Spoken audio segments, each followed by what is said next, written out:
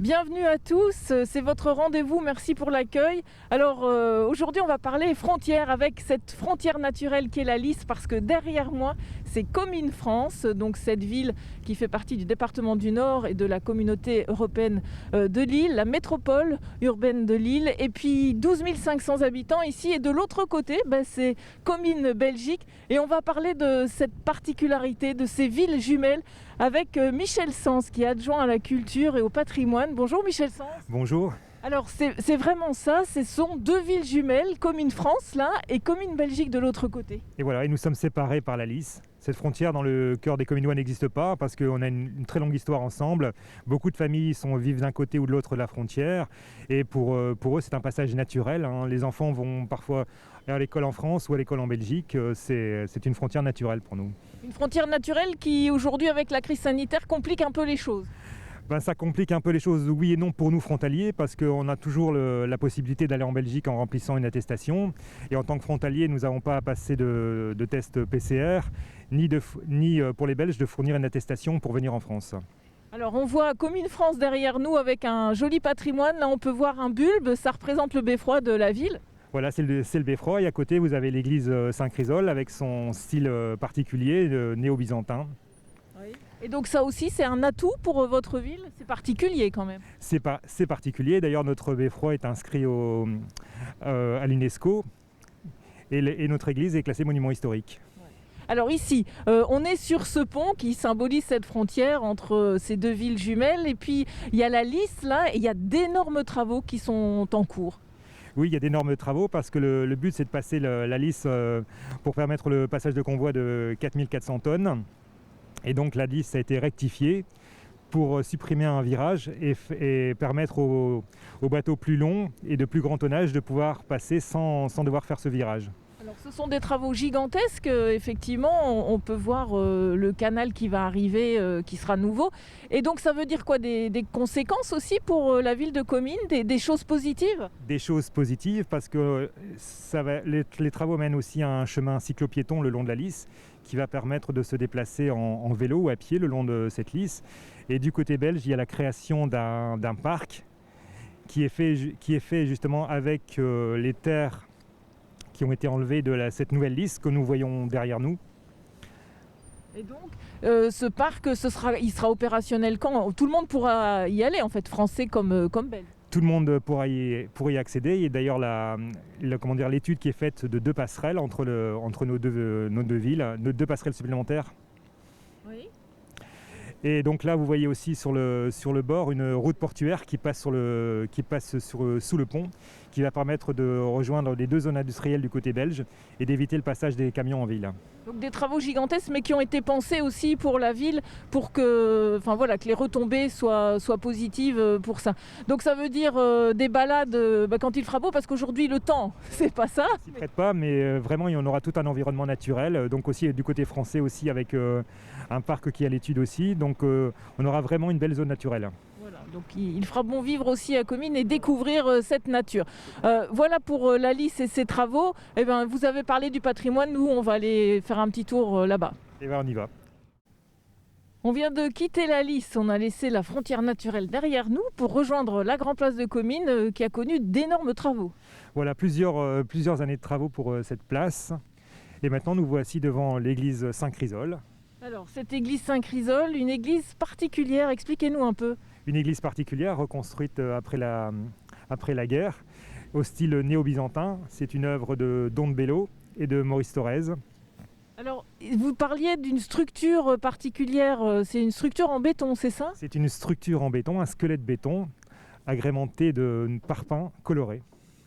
Donc c'est vraiment un atout pour la ville, cette église?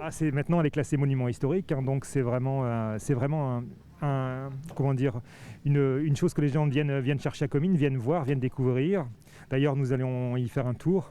C'est vraiment une curiosité. C'est une curiosité parce que son style n'est pas vraiment courant dans le Nord, c'est vraiment un style néo-byzantin. On ne retrouve pas les styles qu'on trouve actuellement dans le Nord. Okay. On va à l'intérieur alors. Eh bien, nous voici à l'intérieur de l'église Saint-Chrysole et donc on découvre ses couleurs, cet aspect particulier. Elle a connu de gros travaux à l'intérieur. Elle a connu de gros travaux de restauration et on a réinstallé les couleurs d'origine, c'est-à-dire ces couleurs assez vives qui étaient voulues par Don Bello, créateur de cette église. Ça fait un gros changement par rapport à avant où tout était peint en blanc. Là, on aurait vraiment récupéré les couleurs d'origine avec ces couleurs, ces rouges, ces verts. Donc derrière nous, on va voir le dôme avec ses couleurs roses. Et il y a aussi là une particularité, c'est la chaire, quoi. C'est pas habituel du tout.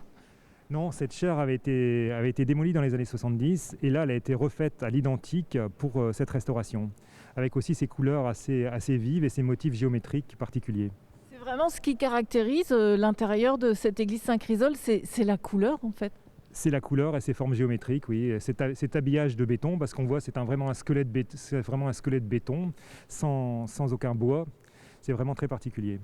Et les vitraux, eux aussi, ont connu une rénovation. Les vitraux ont été restaurés, à peu près 80% des vitraux ont été refaits.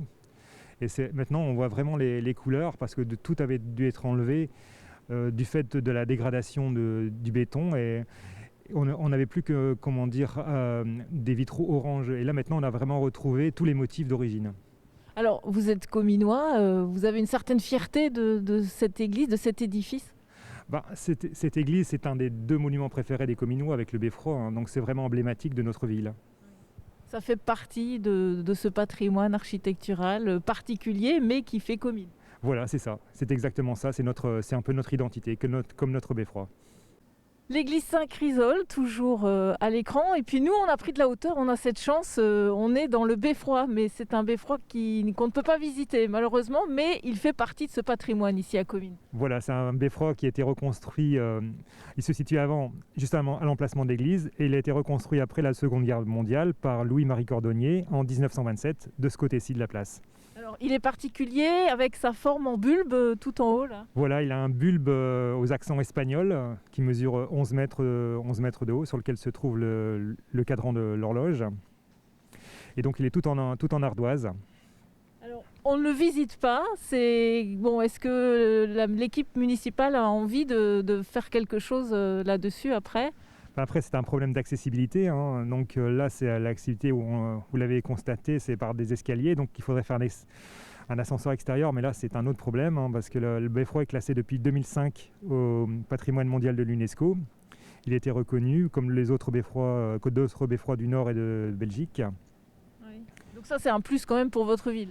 C'est un plus et c'est vraiment l'emblème de notre ville. D'ailleurs, notre nouveau logo reprend le beffroi de Comines. Alors, on peut voir la place, donc c'est là que se passe la grande fête, la fête des louches, hein, qui n'a pas eu lieu puisque c'est le 2e dimanche d'octobre.